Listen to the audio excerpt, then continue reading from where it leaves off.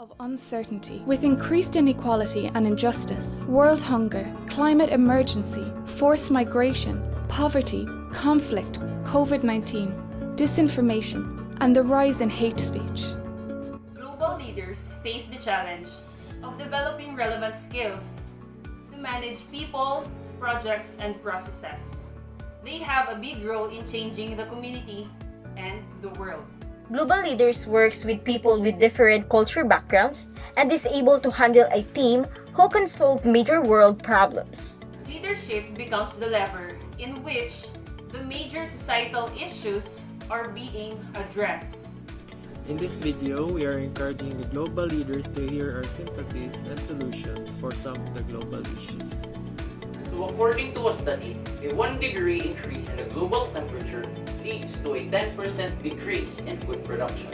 So I guess you're getting the message here, that food security or food production is directly affected by climate change or global warming.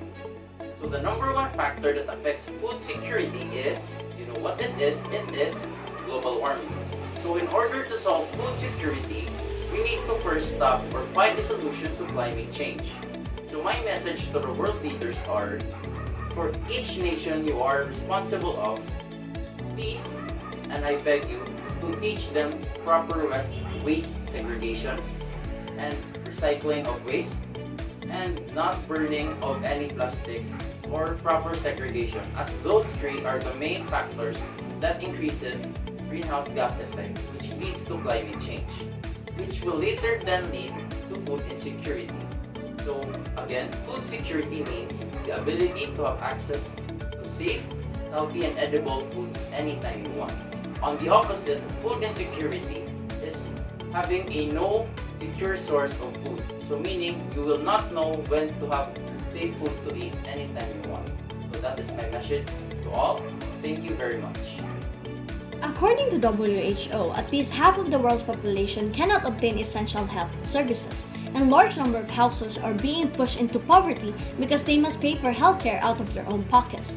This has been happening for decades already, despite relentless progress in the field of medicine. But this is unnecessary because a solution actually exists by providing universal health coverage, allowing everyone to obtain the health services they need without facing financial hardships. For this matter, I ask the governments around the world to invest in health and cut out any corruptive act that impedes the flow of financial health resources. Moreover, physicians must be encouraged more to practice in remote areas, and policies should be introduced that will reduce barriers and increase access to health care. In this way, lack of health access will cease to exist. Change is the only constant thing in the world. Yet our world is also going through that change.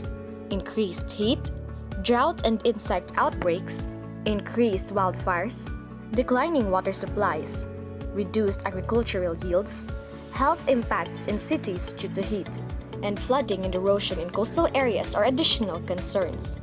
These issues are cited and NASA's the effects of climate change. We are the sole reason why all these issues come to exist. Therefore, we should be responsible for it. Let us work with our community to increase urban trees and vegetation to create an expanded urban tree cover, which is vital for cooling cities, managing water, improving air quality, and decreasing stress. Local governments should support requests for funding and ordinances favorable to ecosystem restoration, such as for storm water utilities, tree preservation, planting of native plants, restoring wetlands, creating living shorelines, and other policies that protect natural systems. Wildlife conservation refers to the practice of protecting wild species and their habitats in order to maintain wildlife species or population, to restore, protect, and enhance natural ecosystem. Major threats to wildlife include habitat destruction, degradation, fragmentation, overexploitation, poaching, pollution, and climate change. The IUCN estimates that 27,000 species of the one assessed are at risk for extinction.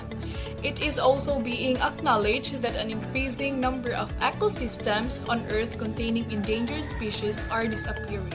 By conserving wildlife, We are ensuring that the future generations can enjoy our natural world and the incredible species that live within it. To help protect wildlife, it is important to understand how species interact within their ecosystems and how they are affected by environmental and human influences. Around the world, more than enough food is produced to sustain the global population, but millions of people still go hungry. Poverty, job instability, food shortages and waste, poor infrastructure, unstable markets, and climate change are some causes of hunger. And all people who are hungry are malnourished. Malnutrition is an all-inclusive terminology which shows all the signs of poor nutrition. It might be undernutrition, overweight, and obesity.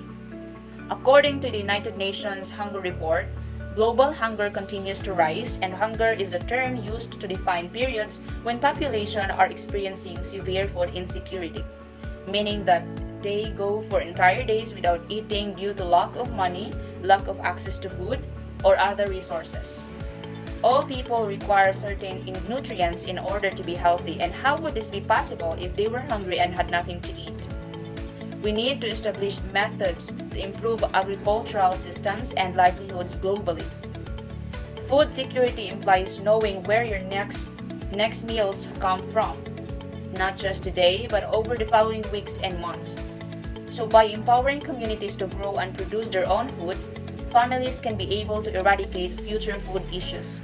If managed well, our agriculture, forestry, and fisheries can provide enough nutritious food for everyone on the planet, while also generating sustainable incomes and protecting the environment.